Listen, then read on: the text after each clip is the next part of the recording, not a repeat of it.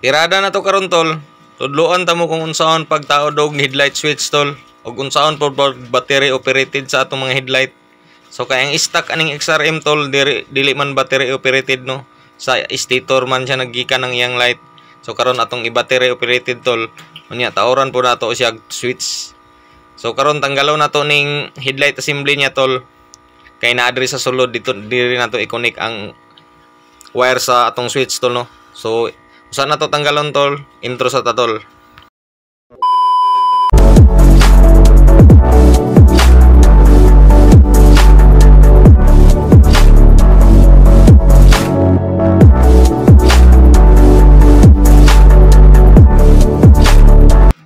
Og natanggalan nato ang headlight assembly niya tol. So mo ni sulod sa atong headlight assembly tol no sa ilalom. Hugaw na jud kayo ang iyang mga wiring tol.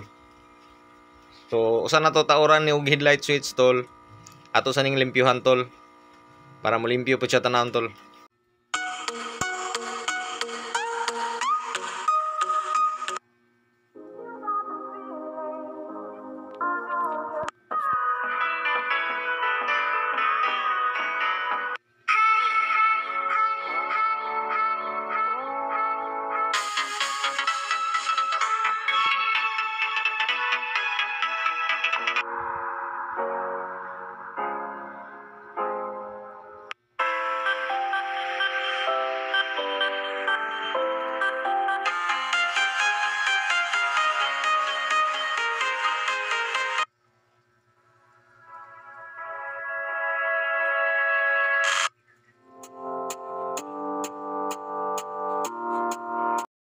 A few moments later.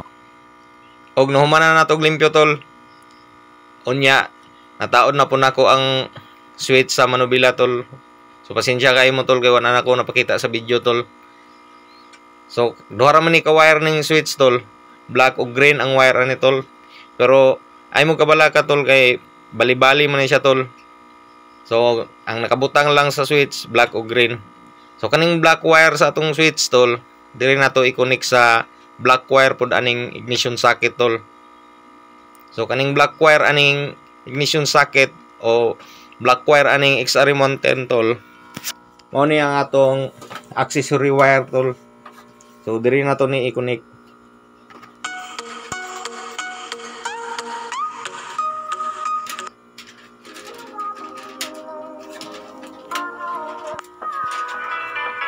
So i-explain sa day na kuning mga wire aning ignition socket na tong tol.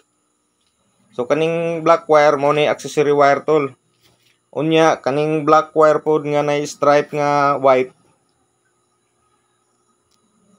Kani tol, black wire nga nay stripe nga white. Mo na siya ang kill switch tol. So mo ni siya hinungdan nga mapalong ang atong motor pag off sa susi tol. Mutama ni siya sa ground, so mapalong ang ato ang motor no, muop ang atong motor.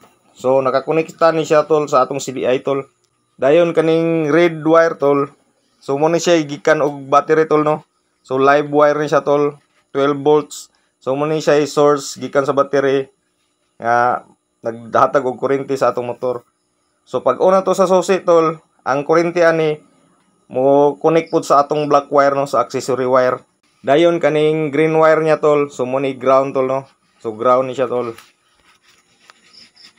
So manatog explain tol. So ang katong isa ka wire sa atong switch na connect na nato sa black wire sa atong motor tol. So kaning isa ka switch na pod, isa ka wire na pod sa switch tol, sorry. So green wire man ni siya tol, pero alang niyo kuha na ang color ani tol kay sa switch man na siya. So diri po nato siya itaod tol sa kaning yellow wire sa pika socket.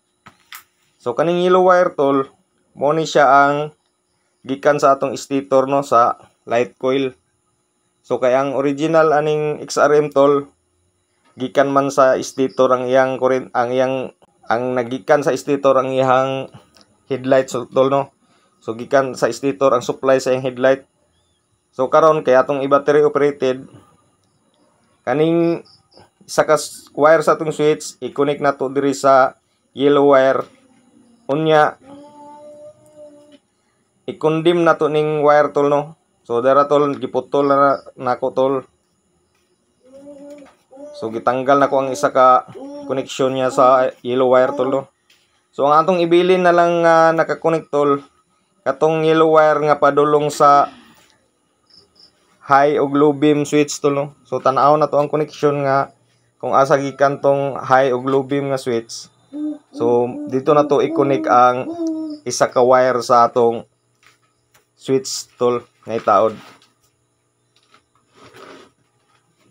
So kuha na to tol. So itaod na nato tol, i-connect na nato ni tol.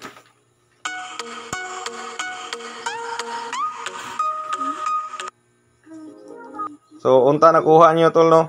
So pasensya na kay tol kay brag di ba ko kabalo mi explain yo tol.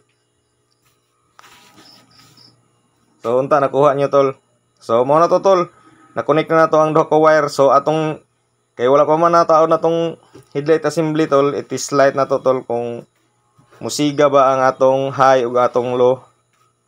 So kung musiga siya tol gamit sa atong test light, so okay ang pagkakabit na to tol no.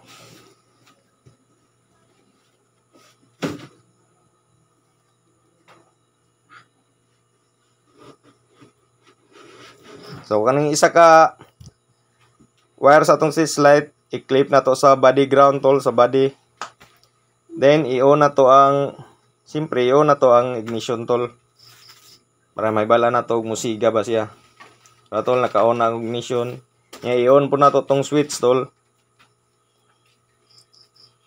So i-test na to ang white wire, so nisiga tol. Unya ang blue wire pod. So nisiga po siya tol. So sorry kay tol wala naigo sa camera ang light pero nisiga siya tol. So but pasabot okay na tong switch nga nataod tol. Kay kanang white wire o blue wire na tol mo na siya ang low ug high connection sa atong headlight. So dira ra ko to ba tong video tol. So ako na ning i-tape tol. I-organize na nako tol unya. Itaod na nako ang headlight assembly. So good na to tol. So salamat sa pagtan-aw tol. Hinaot ko nga nasabtan nyo tol og hinaot po ko nga mo subscribe mo sa akong channel tol para ma-update mo sa sunod nga video nga akong ipagawas tol.